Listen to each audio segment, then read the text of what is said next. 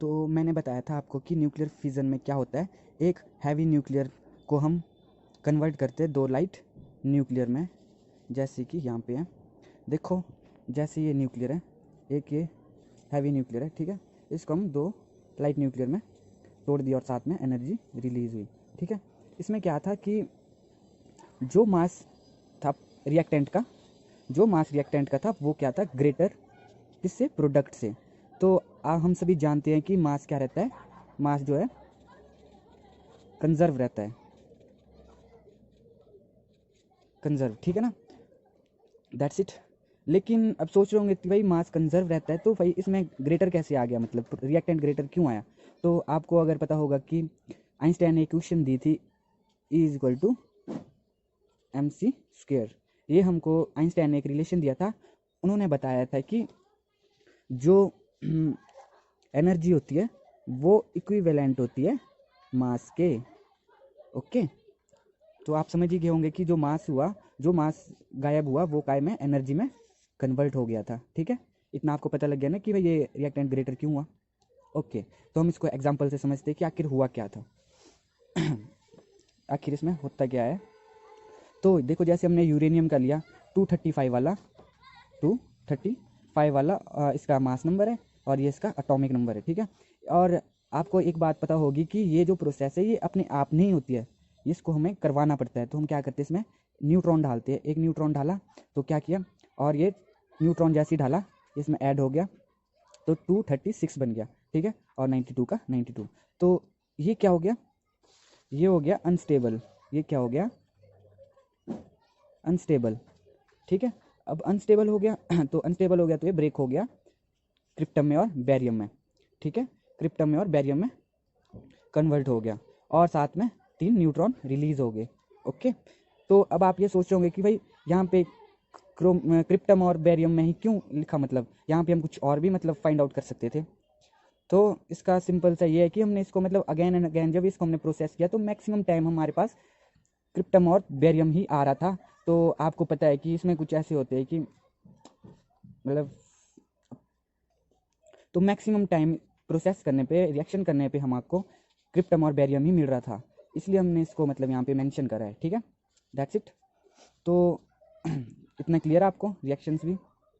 तो अब इसकी एडवांटेज देखते हैं और डिसएडवांटेज देखते हैं कि क्या होता है मतलब इसमें, ठीक है।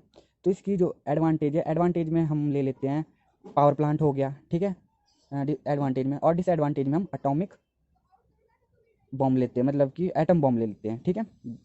देखो जैसे कि डिसएडवांटेज जो थी इसकी, डिसएडवांटेज में क्या था, अब देखते हैं डिसएडवांटेज क्या थी इसकी।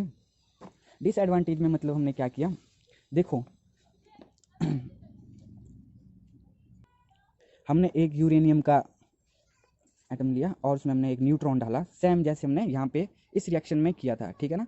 इस रिएक्शन में हमने सेम किया था, जैसे यूरेनियम था 235 वाला, वही हमने यहाँ पे भी डाला और 1 न्यूट्रॉन डाला और अनस्टेबल हो गया।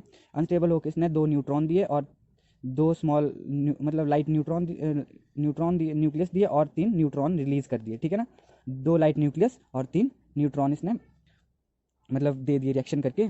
तो फिर देखो इसमें अगेन ये वाला प्रोसेस हुआ, फिर से हमने एक न्यूट्रॉन डाला, एक न्यूट्रॉन डाला, एक न्यूट्रॉन डाला, तो फिर से हमने रिएक्शन किया तो 2 लाइट न्यूक्लियस और 3 न्यूट्रॉन अगेन दे दिए। फिर वही प्रोसेस यहाँ पे भी हुआ, 3 न्यूट्रॉन अगेन दे दिए, यहाँ पे भी 3 न्यूट्रॉन अगेन दे दिए, ठीक है।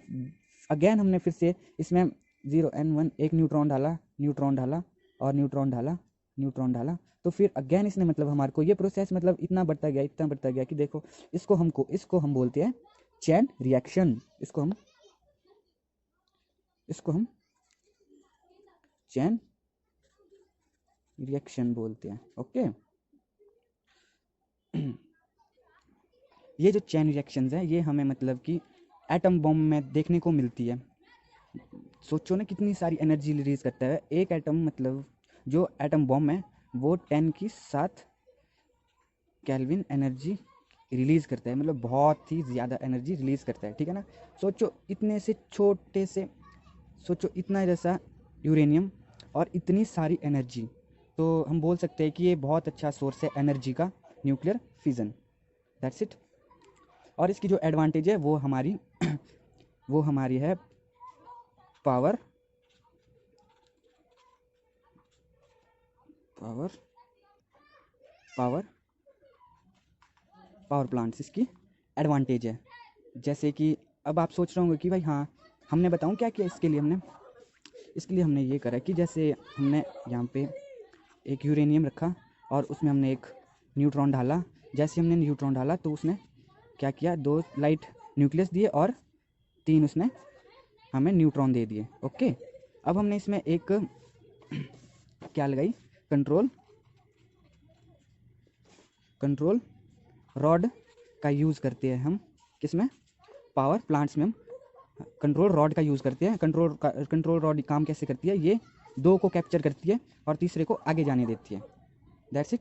मतलब कि इसे हम मतलब कंट्रोल कर सकते हैं, मतलब इस एनर्जी को हम 2 को कैप्चर करते हैं, एक को आगे एज इट इज़ जाने देते हैं, फिर से हम इसमें एक न्यूट्रॉन डालते हैं और ये 2 लाइट न्यूक्लियस मतलब करती है और 3 न्यूट्रॉन निकल आते हैं इससे। और अगेन हम क्या करते हैं, इसको 2 को कैप्चर करते हैं किससे, कंट्रोल रॉड का यूज़ करके, और एक को हम एज इट इज़ जाने देते हैं, जो कि हमें पावर प्लांट्स में यूज़ करते हैं। ठीक है, इतना क्लियर हो गया ना।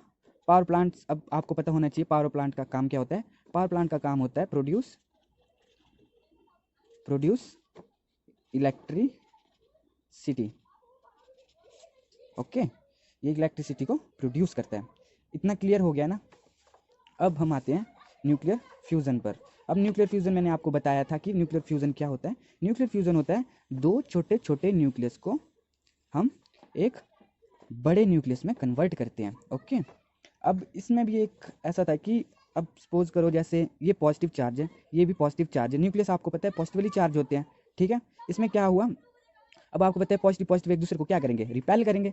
तो हमने क्या करना था, इसको हमने मतलब एक साथ करना था इसको ऐसे, और इसको जोड़ के हमने एक बड़ा हैवी न्यूक्लियस बनाना है। ठीक है, लेकिन इसमें क्या हो रहा था, पॉजिटिव की वजह से इसमें रिपेल कर रहा था और हमको इतनी ज़्यादा एनर्जी रिलीज़ करनी पड़ रही थी ताकि मतलब कि ये एक हैवी न्यूक्लियस बन जाए, जो कि एनर्जी कितनी होती है 10⁷ केल्विन पे। ठीक है, इतनी ज़्यादा एनर्जी इसमें रिलीज़ करनी पड़ी थी ताकि कंबाइन हो जाए और एक हैवी न्यूक्लियस हमें दे दे। ओके, आपको पता है 10⁷ केल्विन मतलब कि ये बहुत ज़्यादा एनर्जी होती है जो कि अर्थ में एग्जिस्ट ही नहीं करती है। मतलब कि अर्थ में मतलब ये बहुत टफ है, मतलब इतनी एनर्जी को निकालना मतलब बहुत ज़्यादा टफ है।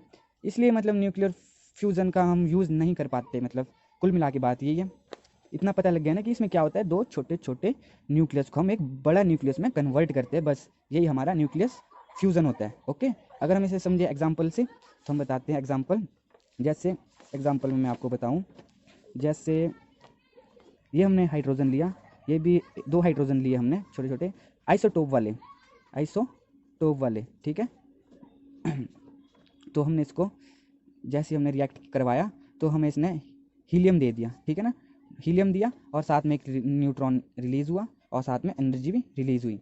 ओके, तो इसकी डिसएडवांटेज तो यही थी कि इसको बहुत ही ज़्यादा मुश्किल है अर्थ पे कर पाना। क्योंकि देखो 10⁷ केल्विन जो एनर्जी है ना,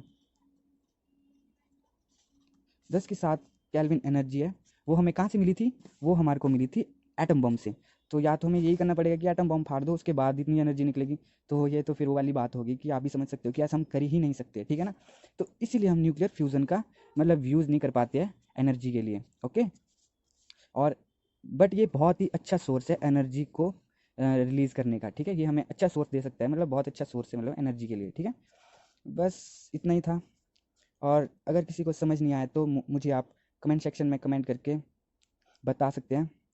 और थैंक्स फॉर वॉचिंग।